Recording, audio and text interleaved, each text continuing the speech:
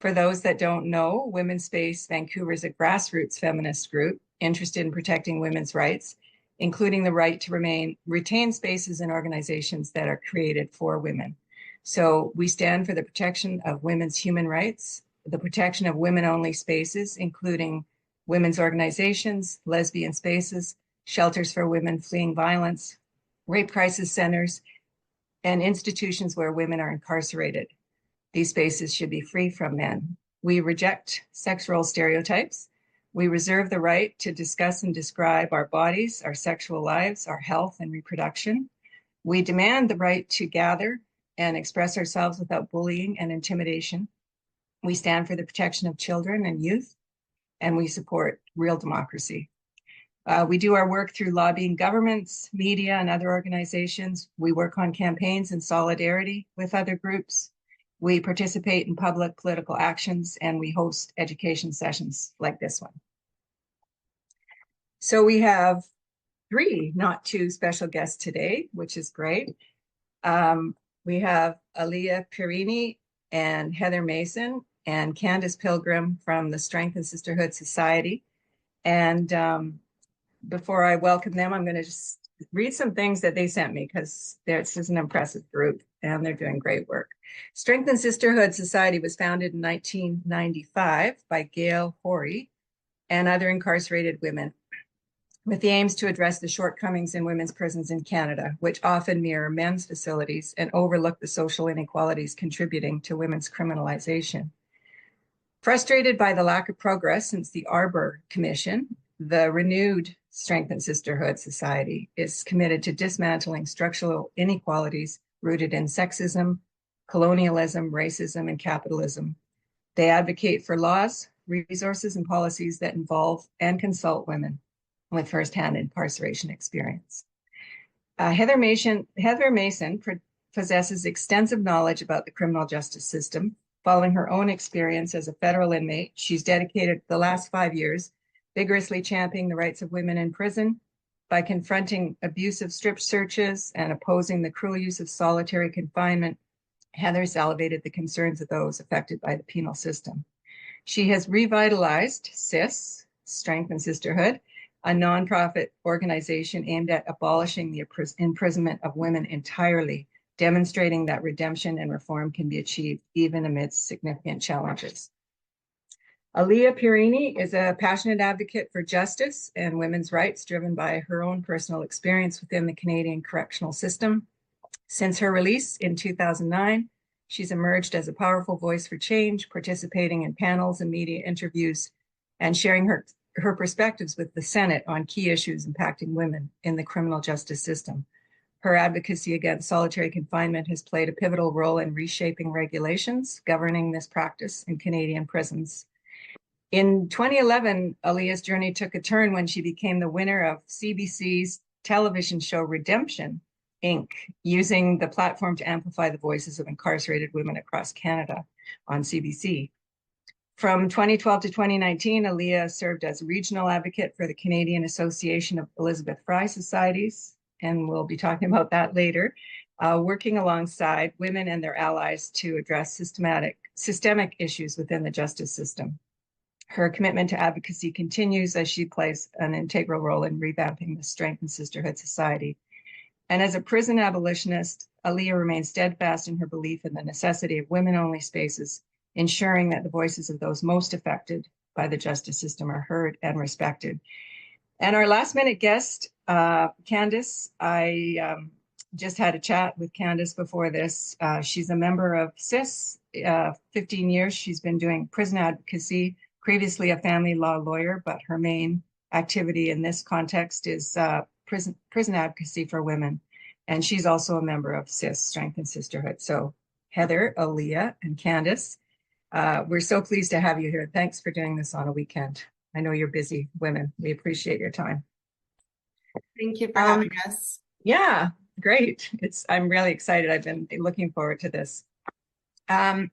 I'm going to start with some sort of broad general questions, and we have a lot of questions that were already sent in by people that are watching here. So maybe start by talking a bit about Strength and Sisterhood, the revamp, and its role now and how it's changed or is the same from the society that started in 1995. Who wants to take that one? I can give a bit of background information, and Heather and Aaliyah were so instrumental in the revitalization of the organization. They might want to take it from there after I go. Okay. So CIS was originally incorporated in 1995, but was actually was active for a couple of years before that. CIS, Gail Horry in particular, was at the table during the Commission of Inquiry into certain events at the Prison for Women, which happened in 1992, and the Commission of Inquiry was published in 1994. So Gail Horry, along with a number of other women who were serving federal sentences and getting out around that time, as well as a number of academics and prison advocates in Kingston, in the Kingston area, like Harlene Faith and Claire Culhane, started CIS, and were just an organization of women centering women with lived prison experience, as well as academics on the outside, to talk about the lived experience of those women who had had to serve federal sentences, and to put those voices first and foremost in doing consultations, in doing public education, in lobbying for systemic change and changes to law and policy, that sort of thing. So CIS was at the table and has partners quite strongly in the past with other prison advocacy organizations like CAFES, Canadian Association of Elizabeth Fry Societies. So like I said, was there at the table during the Arbor Commission, was one of the complaining bodies to the Canadian Human Rights Commission in the 2001 complaint to the Canadian Human Rights Commission. There's a report that's been released, which we should also talk about the conditions for confinement for women in prison, and what the Canadian Human Rights Commission had to say about that in 2003 when they released their report.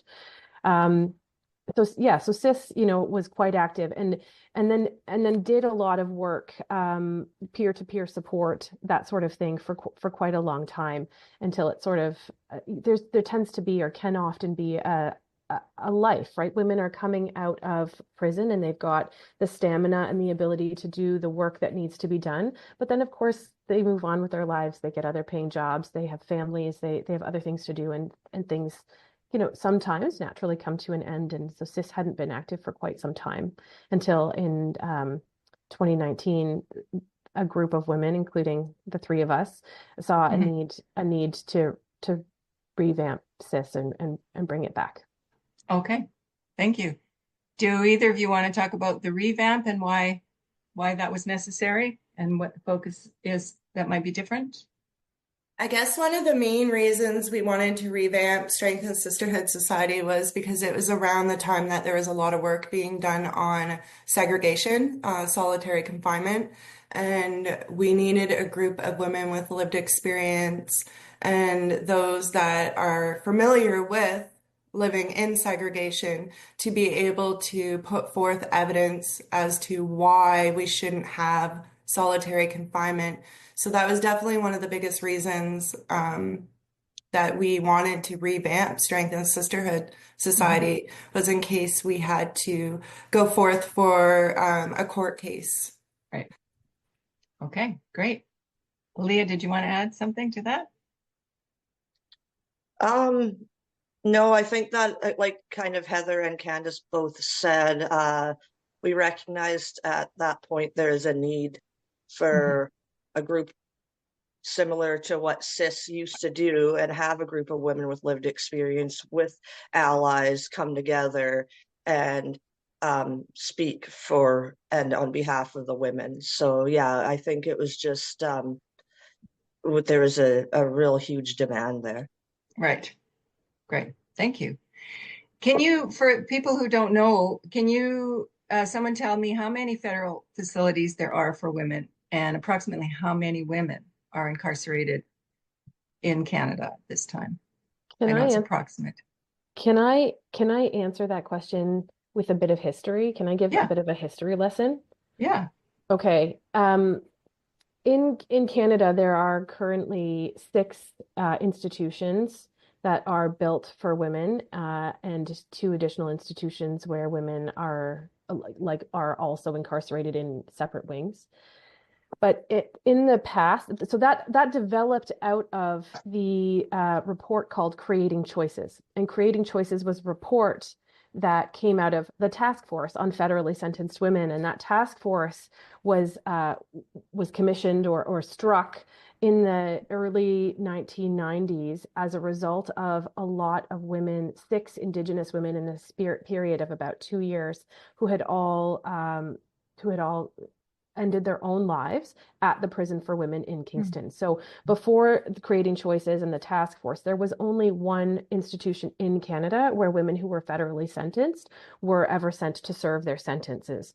So at that time, there was enough space for about 100 or 150 women thereabouts. And Heather, you'll correct me. Heather and Aaliyah, you guys will correct me if I make a mistake or misspeak. But so there was only about that much space. 150 women could be incarcerated on federal sentences at the prison for women. And if some women had to bring extensive court challenges to be able to serve their sentences closer to their communities. So there are some limited cases of particularly Indigenous women who fought the Correctional Service of Canada to be able to have a dedicated place in a men's prison closer to their place in the prairies or BC, to be able to live closer to their communities. Because what was happening was, if you're from BC and you're serving your sentence in Kingston, you are entirely separated from your families, right? And from your support system and from your network that's going to support you when you reintegrate back into the community. So prison, everybody, I mean, we truck along in our world as though prison is an inevitable place to put people when we're unhappy with what they have done, for example.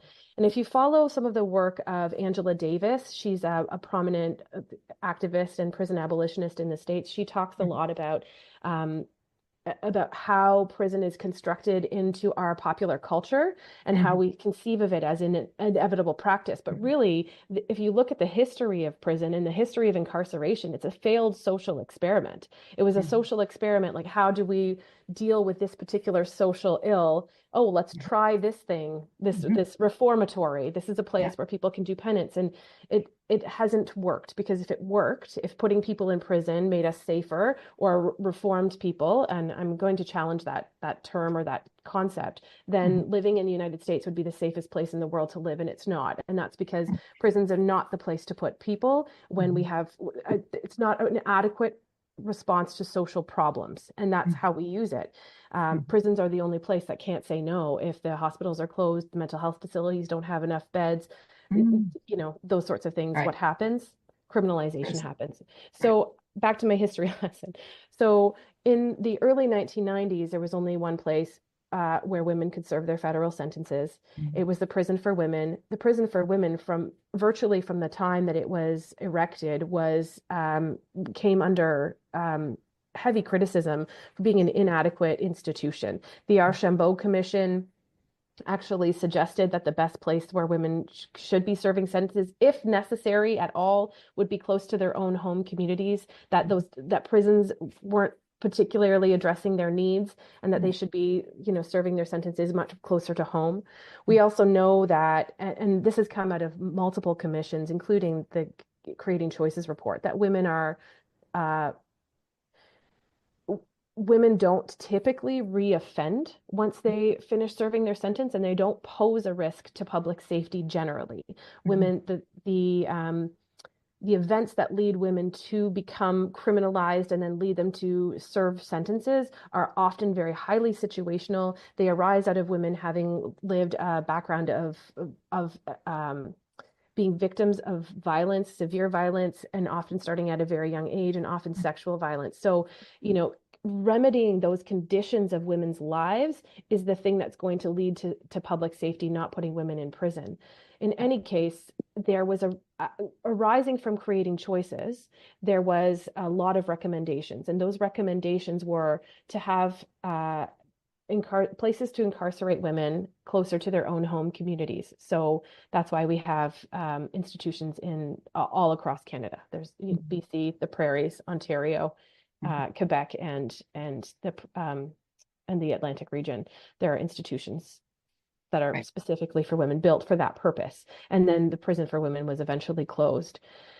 Every single unit that was built for women was built on a multi-level security basis. And that again goes back to the recommendations arising from the Task Force on Federally Sentenced Women, from the Creating Choices report, that women need to be able to live in community. Women need to be able to have access to one another, to be able to replicate the conditions that they will be living in once they leave the institution. So they're supposed to be, all of that prisons were initially built only with houses. So women were to live in houses with 6 to 8 other women. And now we can talk about how that has shifted, but that was the whole point of it. This is the history lesson is important. And then those women were to work with one another in those houses to be support networks, to cook with one another, to do programming with one another. One of the prisons was actually built with double beds, recognizing that very likely children would be with their mothers, and or women would need to be able to have companionship and provide comfort to one another. And so that might come in the form of like holding one another. Mm-hmm. That's actually the Healing Lodge in Nicanite Alberta. Reserve, just outside of Maple Creek, Saskatchewan. Oh, Saskatchewan. Right. Yeah, and so that was a different process, how the Healing Lodge was Mm-hmm. built. It's different than the rest, Mm-hmm. but it was one of the institutions that was conceived of from the Creating Choices report. So so that's why there are 6 institutions. But now each of the institutions has capacity. Each of them started for capacity somewhere around 60 to 80 women, and now each of them is at least 150 women. So if you add all of that up, you've got close to 800 to 1,000 women in prison in Canada now. But there hasn't been a corresponding like run on like crime wave of women, women committing crimes that require them to be incarcerated in federal institutions. There's just an if you build it they will come type of situation. Mm-hmm. And provincial institutions the conditions in provincial institutions are far and wide across the board in Canada abhorrent conditions. So sometimes if it skirts the line, you'll see that women might ask for federal time or be supported for federal time because they're supposed to be programming. So programming that meets their needs, and they're supposed to be better conditions, they're supposed to be able to have access to more in a federal institution. And if you compare it against a provincial institution, I guess the answer might be that there are, but the purpose of CIS is to actually have conversations around how it's completely inadequate. It's not addressing women's needs in any way, even though it's better compared to the very worst that exists in Canada, if that makes sense.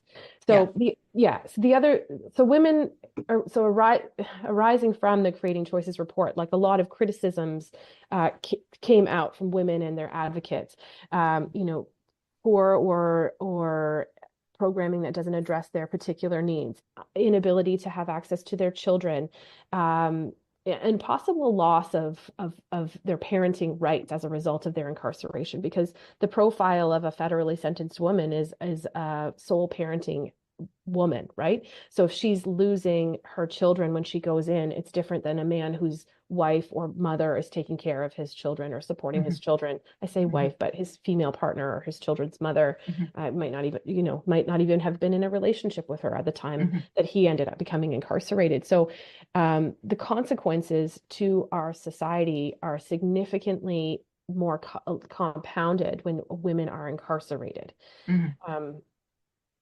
Anyways, it's a bit of a history lesson and a bit of analysis. I'll leave it there, and I can. No, that's great. That's good to put it into perspective. Yes. So Heather and Aaliyah, what were some of the most? I think you kind of have said this in your introduction when you talked about solitary confinement and strip searches. But what were some of the most pressing issues for women in Canadian prisons prior to the 2017 or 18 when men started being transferred into women's prisons? And how were those things addressed and improved over the years? And then I'm going to ask you about what's happened since the Charter of Rights and Human Rights legislation has changed. So I think, like, I guess prior to that, yeah, I feel like we advocated for very important issues for women inside. Mhm. Like Candace said numerous times, obviously the community is where we'd like to see women. I truly believe that women could serve their entire sentence in their community, that jails Mhm. are not a place for women. You can't heal in a place that hurts you.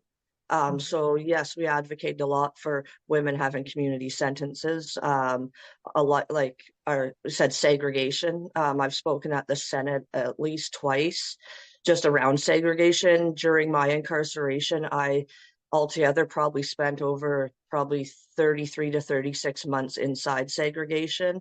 And one time I was in there for over 11 months in a row. And I've spoke numerous just hours on the mental health effects that segregation had, how it still affects me, 15 years outside of prison. I still have the psychological effects of segregation, and how, even though all of our hard work that I feel we have done around segregation, it's not enough.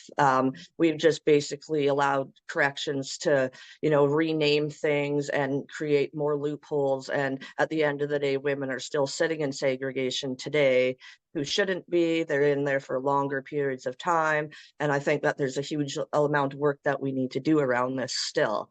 Mhm. Strip searching as well. Mhm.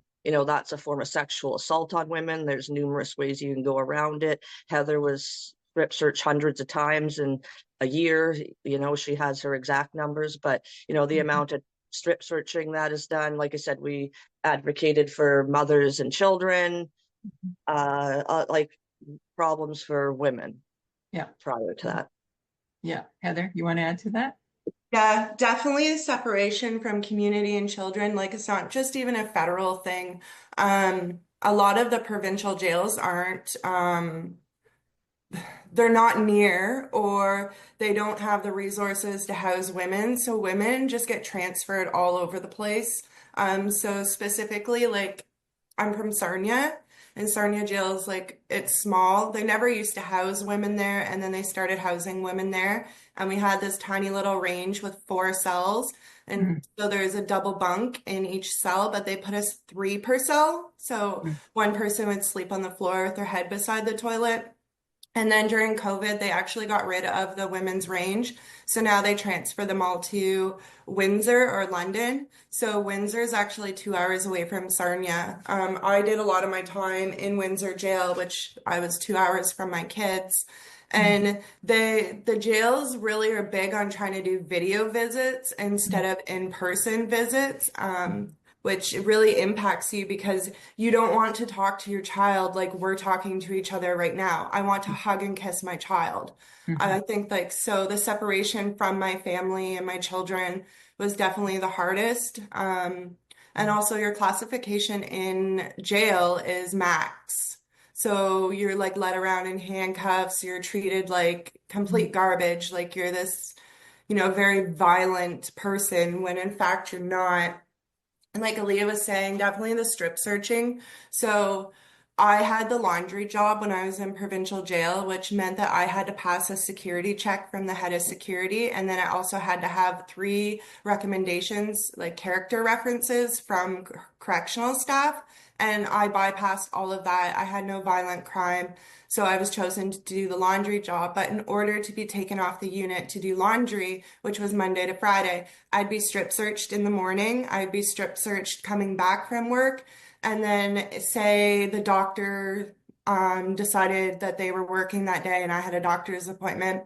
They would strip search me to go to laundry, strip search me to leave the laundry to go to the doctor, strip search me leaving the doctor's office, and then strip search me leaving the laundry job. So there were some days that I was strip searched 4 times before 1 p.m. in the afternoon. Wow. Um, and you are strip searched no matter what. So if you're sick, if you're on your period, it doesn't matter. You are strip searched. So if you are on your period, you have to remove your tampon, you have to squat and cough, and the whole time you're like, please don't bleed on the floor, please don't bleed on the floor, because if you do, you have to clean it up in front of them. Um, and they humiliate you while they strip search Right. you because they make comments about your body, and they just, some of them can be very, very mean. So strip searching was like really one of my number one priorities that I wanted to advocate about just because I had experienced it so, so much. Um, but also like um after 2017, there was our COVID restrictions that I Mhm. was really trying to gather information about and advocate for because just think about how hard it was for most of us in the community to be on these lockdowns and be separated from our families and not be able to work or imagine what it was like for them. They weren't allowed to exercise. They weren't allowed out of their homes. They weren't allowed to go to school. They weren't allowed to go to work. They weren't allowed to visit their family. They Mhm. literally couldn't do anything. And they were on COVID lockdowns for double the amount of time that we were in the community. And it was extremely hard on them. They had Mhm. no supports. There was no volunteers. There was no NA programs, Right. no AA programs. So they just had to sit there basically in their like cells by themselves with Mhm. no support, so no counseling, no medical, nothing. They got Mhm. nothing. Mhm. And it was hard because I felt like nobody cared, Mhm. like they're the forgotten, Yeah, because if you don't see it, then it's not happening, like that's you right. can't see me, it's not real. Yeah. So that was like super tough on me because during COVID, I was in Toronto in a studio apartment by myself, and I was struggling with my mental health. Mhm. And I could only imagine what Right. they were going through. So Yeah.